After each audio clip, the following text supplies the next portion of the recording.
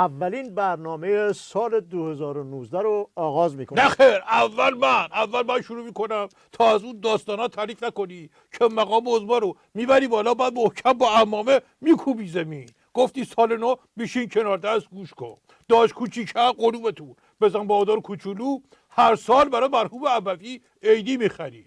مرحوم ابوی میفرمودن تو نمیخواد برام عیدی بخری، فقط آدم باش. ولی اون دوباره عیدی میخرید چون اینطوری راحت‌تر بود.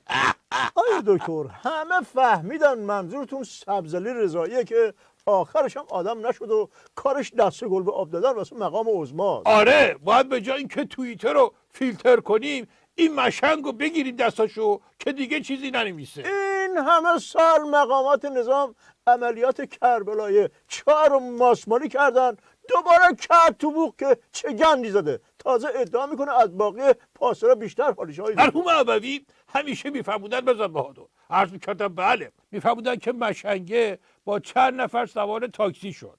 اولی باید پیاده شد، در رو محکم کوبید. راننده زیر نبی گفت الاغ بیشور. جلوتر دومی پیاده شد، اینم در رو کوبید. راننده گفت الاغ بیشور. نوبت مشنگه رسید، در رو آروم بست. دید راننده داره همینطوری نگاهش میکنه. گفت چیه؟ الاغ باشعور ندیدی؟ روشن شد یه همچین بزنم که یه خورده بری پیش راننده. آیه دکتر، دشمنا میگن حال و روز قاراشمیش نظام کشیده به اعصاب مقام عظما. دیگه نماز میت به این آسونی رو واسه شارودی غلط خون. اشتباه خوندن نماز دلیل خرفتی ایشون نیست. ایشون از اولم خب سواد درست حسابی نداشتن که این چیزا رو درست بخونن. بله، ایشون خرف نیستن. امام وقتی گفت قرآن سوره کافرون نداریم توش 73 سالش بود. مقام عظما که الان نماز میت رو غلط میخونه 79 سالشه. 6 سال دیرتر از امام قاطی کرده. این پیشرفت بزرگی هایی. ببین تو میشه از مقام عظما زیاد دفاع نکنی دیگه. متوجه شدم. تا بیشتر ضایع نکردم برم سر سوالات. آیا دکتر، تشییع جنازه شارودی عبرت روزگار بود، هیچکی ناراحت نبود. صادق رضا لاریجانی میگفت و میخندید. آخه بهش رسونده بودن که میره جای شاهرودی رو میگیره، واسه چی ناراحتش باشه؟ خب مرحوم ابوی همیشه میفرمودن بزن بهادر، از میکردم بله، میفرمودن که مشنگه باباش مرده بود، تو تشییع جنازه هی یقه پاره میکرد و شیوه میکرد که کجا رفتی ما رو تنها گذاشتی، حالا دیگه کی خرج ما رو بده. یه آقای این صحنه رو دید خیلی دلش سوخت، به دوستش گفتش که اگه من آدرس اینو داشتم میرفتم خرجشو میدادم. پسرش شنید، با همون شیون و زاری که داشت میکرد گفت بابا جون چرا منو تو خیابون ولی عصر نبش کوچه 7 پلاک 16 تنها گذاشتی؟ روشن شد یا بذارم که تو هم شیون و زاری کنی اینجا.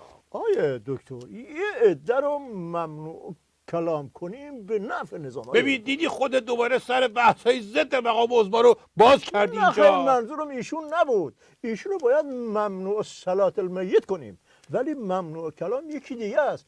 نمیخوام اسم بیارم با امضای نه یعنی نوریه همدونی؟ بله، اسم نیارین بی آبرو میشه دکتر. اولا اسمشو نمیارم، این که اصلا خیال تخت. ثانیا این نه نیست، این نوه.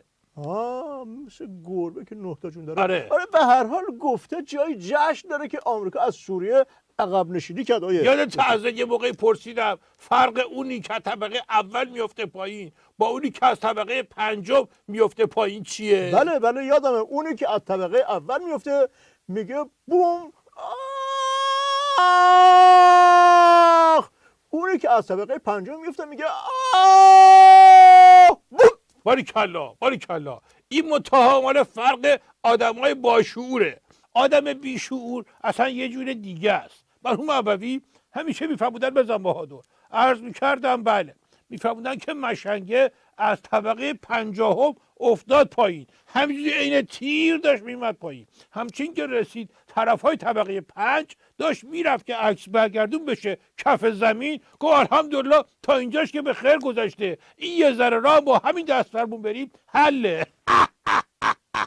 این نوری همدانی مشاعرش رو از دست داده. اطرافیانش میگن یه بار دیدن که نوک یه خیار از جیبش زده بیرون، گفتن این چه تو جیبت؟ در آورده گفته این که خیاره. پس اونی که نمک زدم خوردم مدادم بود. آقای دکتر وارد بحث بودجه میشه. اوه یکی از یکی مشنگتر، شودتر، نفهمتر. آقای دکتر من که هنوز وارد بحث نشدم، شما بالا تا پایین دولت آقای روحانی رو یکی کردی. اولشو که بگی آخرش معلومه. مرحوم ابوی همیشه میفرمودن بزن بهادر، عرض میکردم بله، میفرمودن که طرف نتیجه آزمایش رو نشون دکتر داد. دکتر گفت اولا همه دوستات غلط کردن، دوم چربی نخور، سوم شیرینی نخور. طرف گفت دومی و سومی مفهومه ولی اولی رو نفهمیدم. دکتر گفت فردا پا میشی میری خونه دوستات، هیچی نمیخوری، میگن کی گفته نخوری، میگی دکتر، اونا میگن دکتر غلط کرده. روشن شد یه همچین بذارم که تو هم بری ویزیت دکتر. آقای دکتر حاجی روحانی گفته که 1.5 میلیون بشکه نفت $55 میفروشیم. مگه نگفتن نفتمون رو میرسونن به صفر؟ حالا نه 0.5 میلیون بشکه، این $55 از کجا اومده؟ تمام داستانش دروغه. قربون برم الهی، نه یه جاش. مرحوم ابوی همیشه میفرمودن بزن بهادر، عرض میکردم بله. میفهموندن که به مشنگه گفتن یه داستان تعریف میکنیم بگو کجاش دروغه. یه روز جمعه یه مرد تصادف کرد، کلش کنده شد. مردم سریع رفتن از داروخانه بغلی چسب گرفتن، کله رو چسبوندن. مرد پا شد راه افتاد و رفت. کجا این داستان دروغه؟ مشنگه گفت خب معلومه روز جمعه که داروخونه باز نیست. آقای دکتر صادق ریزا رو گذاشتن رئیس مجمع تشخیص مصلحت. آخه این بدبخت رو چرا اینقدر کار میریزن سرش؟ مگه تو نظام مثلا چند نفر صف کشیدن که مقام عظما اینو آورده انتخاب کرده؟ خب از کجا بیاره بدبخت؟ لنگ کفش کنه تو بیابون شنیدی؟ آخه این سایز کوچیک پارو میزنه. باشه همینه دیگه، کسی نداریم، باید همین رو شیره کش کنیم. مرحوم ابوی همیشه میفرمودن بزن بهادر، عرض میکردم بله. میفرمودن که مشنگه قصاب آورده بود خونهشون گوسفند سر ببره، بهش گفت میخوام برام تیکه تیکش کنی، با گوشتش کباب درست کنم، سر و پاها و روده و معده اینا رو خوب تمیز کن که یه کله پاچه‌ای بار بذارم، پوستش هم بذار واسه سجاده درست کردن، آشغال گوشتاش هم بذار واسه گربه، ولی استخوناش هم باید دقت بکنی که باهاش بتونیم سوپ درست بکنیم، شاخش هم برای دست چاقو خوبه. گوسفنده یه نگاهی کرد گفت نامرد بیا پس صدام هم ضبط کن بذار واسه زنگ موبایله.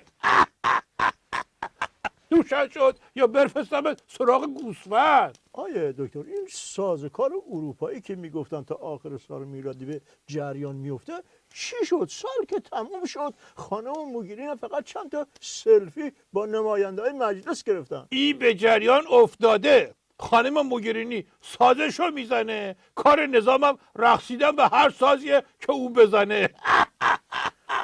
ساز و کار داشت. نکته دیگه نگاه به شرق که مقام عظما گفتن چی شد؟ هیچی، همچی که مقام عظما نگاه کردن به شرق، شرقم پکید، هرچی شرکت روسیه به درد بخور بود در رفتن.